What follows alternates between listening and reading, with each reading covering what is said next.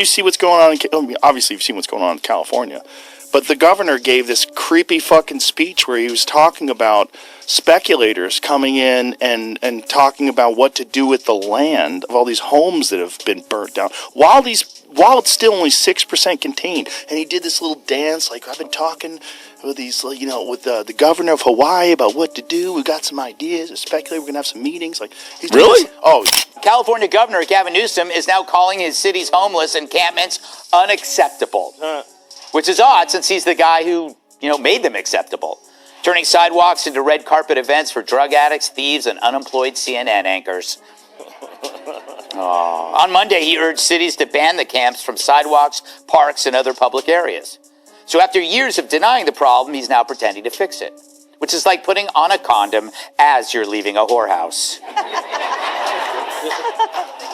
Plus, Gavin Newsom is not fooling anyone anymore. The man who once strutted around like the future of American politics is now being shredded publicly by people who don't even need a teleprompter to tear through the nonsense. Joe Rogan and Greg Gutfeld, two completely different personalities from two different worlds, somehow found the exact same truth about California's Governor He's-All image, no substance. It wasn't just a political roast. It was a complete exposure of how one man can smile through destruction, speak confidently while everything burns behind him, and still think people believe in his leadership. Rogan didn't come after Newsom with political talking points. He came with experience. He used to live in California. He saw the decline firsthand. He left not out of preference, but out of survival. The California dream, once something people chased with their whole heart, had become a nightmare of high taxes, homeless encampments, crime, energy failures, and lockdown policies that hurt small businesses and helped no one but the elite. Joe didn't scream. He didn't even raise his voice. He just calmly pointed out what every regular Californian had already been feeling. That calm voice, paired with cold, hard facts, hit like a truck. It didn't just break the image, crushed it. Greg Gutfeld came in from a different angle. Where Rogan calmly dissected the failure, Gutfeld mocked it to pieces. He didn't just call out Newsom's hypocrisy, he dragged it through the mud, making sure every absurd moment was on display. From Newsom's fine dining at French Laundry while citizens were locked in their homes, to his tone-deaf speeches about land use as families mourned burned homes, Gutfeld didn't let a single ridiculous moment go unpunished. His jokes weren't just funny, they were cutting. And behind every punchline was a brutal truth that exposed the disconnect between Gavin Newsom's world and the real world. And let's talk about that now infamous fire speech. California was burning. Families had lost everything: homes, photos, heirlooms, memories. Entire lives were reduced to ash. And there was Gavin, smiling on camera, talking about future development plans and land use. He even threw in a little shoulder wiggle, as if this was all just another press opportunity. It wasn't just bad timing, it was heartless. While people cried over what they had lost, Gavin was already talking about what comes next, except not in a way that offered comfort or solutions. It was about the image, about appearing to be in charge. But looking in charge isn't the same as being in charge. Joe Rogan pointed out the obvious. This wasn't leadership. It was theater. Gavin was performing like it was a stage show, and the cameras were always rolling. Bet the people weren't buying tickets anymore. They were leaving. In record numbers, California lost thousands of residents, and Rogan was one of them. He didn't just criticize from a distance, he walked the walk.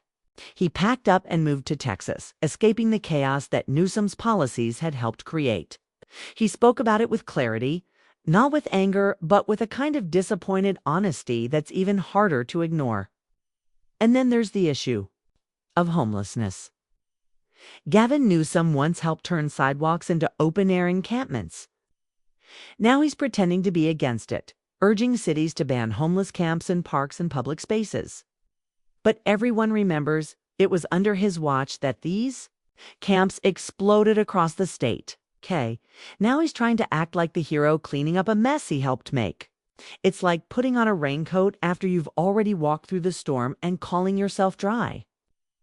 Gutfeld didn't miss the chance to mock this either, comparing it to wearing a condom after leaving a whorehouse. That's the level of absurdity we're dealing with. Gutfeld's monologue painted a picture that was impossible to ignore. Gavin Newsom with his perfect hair, perfect teeth, and perfect speeches, looking like a cologne ad while governing like a guy playing SimCity on nightmare mode. It was funny, but it was also painfully real. Behind the glamour was a state in ruins. Tent cities, locked storefronts, failing infrastructure, power grid failures, and families juggling food costs with rent. And there's Gavin launching a podcast and trying to promote himself as the next big thing in national politics. The disconnect couldn't be more obvious. And let's not forget his climate crusades. Banning gas stoves, pushing electric cars, and preaching green energy while the state's power grid can't even support regular usage. Californians were being asked not to charge their electric vehicles during peak hours because the sun went down and the grid couldn't keep up. It's hard to save the planet when you can't even save your own neighborhood from blackouts. Gutfeld lit this part up like a bonfire. He pointed out how Gavin's green talk was more about Instagram likes than real results. It was environmentalism for the camera, not for the people. Meanwhile, Newsom's response to the fire insurance crisis was to smile on camera and talk about speculators. Most people watching didn't know whether to cry or laugh. Families were devastated. Insurance companies had pulled out. And Gavin looked like he was auditioning for another press reel. Even the people in Hawaii were probably confused as he dropped their governor's name into the conversation as if he was solving an island mystery instead of responding to a disaster. And Joe Rogan wasn't having it. He called it exactly what. It was absurd, out of touch, and downright bizarre. Gutfeld dug even deeper. He pointed out how Gavin's supporters treat him like some progressive messiah, the second coming of JFK with a solar panel. But in reality, he's a cardboard cutout politician. Smooth on the surface, empty inside. Every policy, every speech, every move is calculated for optics. And when real issues hit, Gavin glitches like a broken Wi-Fi connection. He doesn't respond. Freezes. And the people who suffer the most are the ones who don't get invited to French Laundry or receive Vanity Fair profiles. The wildfires alone should have been enough to end his career. Over 16,000 properties destroyed, $200 billion in damage, and businesses facing years of economic fallout. But Gavin didn't step back. He doubled down. He started a podcast. He made promotional trailers. And in those trailers, he didn't even mention the fires. Not once. Not a single line about the suffering. It was all about him. His story, his journey, his version of bold leadership. Gutfeld had a field day with us, comparing Gavin to a restaurant. Owner trying to franchise a business with 0 customers and a kitchen on fire. And he wasn't wrong. Joe Rogan's calm voice cut even deeper. He described the heartbreak of people losing everything: their homes, family photos, heirlooms. Wedding rings all gone. And while they stood in the ashes, Gavin was already talking about land use meetings and development ideas. Rogan didn't need to raise his voice. His words hit because they were real. People felt that pain. And hearing someone speak the truth, without spin or performance, was more powerful than any viral video. Gutfeld brought in the sarcasm, but also the specifics. He mocked the idea of California as a paradise, when in reality it was more like a crime-ridden Coachella with yoga mats and panic buttons. He pointed out how Newsom's followers worship his boldness, but can't see the chaos that follows him. Like a shadow. Doesn't solve problems. He covers them in pretty speeches and hopes no one notices. And the most painful part? Newsom is being positioned to run for president. The idea that someone who couldn't manage one state without it turning into a crisis should be handed 50 is laughable. Yet here we are, people whispering Gavin 2028. As if the national version of California's chaos would somehow work better. Gutfeld and Rogan both laughed at that idea. One with jokes, the other with cold truth. But they both agreed would be a disaster. The media doesn't help. They still fawn over Newsom like he's the answer to every problem, treating him like a political supermodel instead of the failed governor he actually is. Gutfeld didn't let them off the hook either. He ripped into the press for promoting Newsom while ignoring the suffering of actual Californians, families struggling to make ends meet, business owners who watched their livelihoods disappear, workers who couldn't afford to live in the state anymore.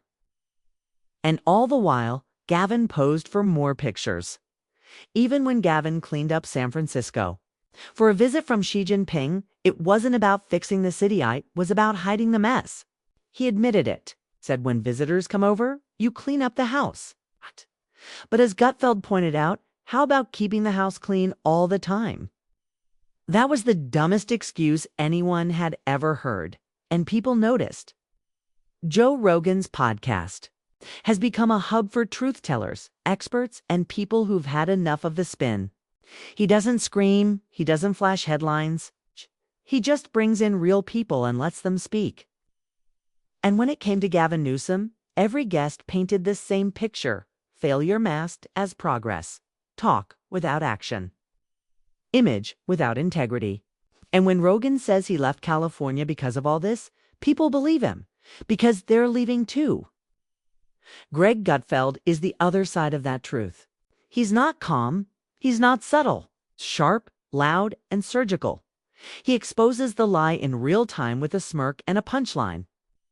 And together, Rogan and Gutfeld didn't just criticize Newsom, they destroyed the entire illusion, one word at a time, one joke at a time, one fact at a time.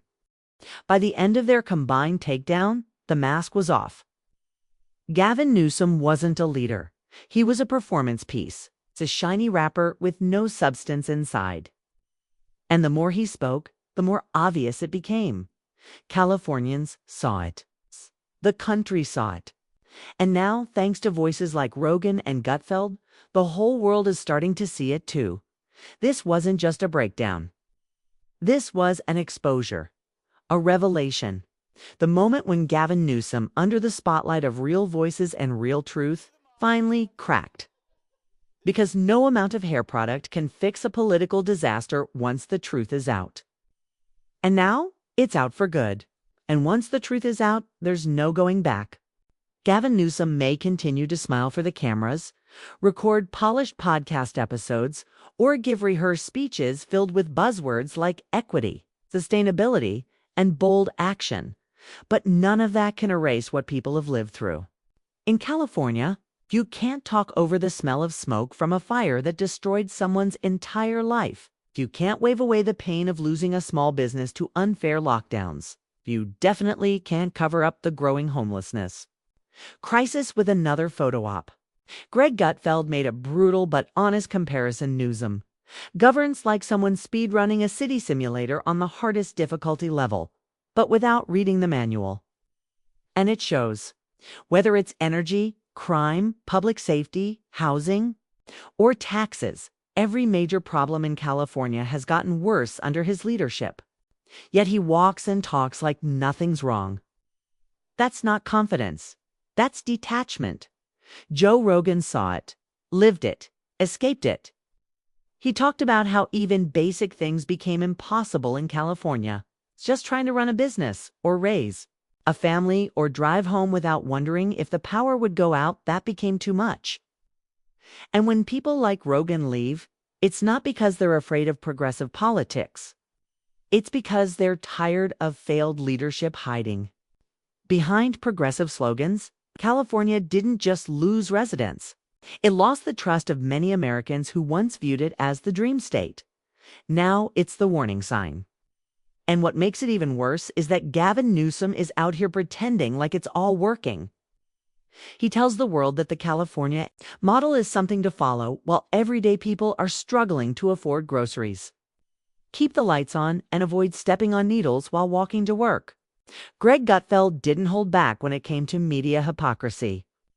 He pointed out how major networks treat Newsom like he's a visionary, someone bold and smart, while they ignore the complete collapse happening right behind him.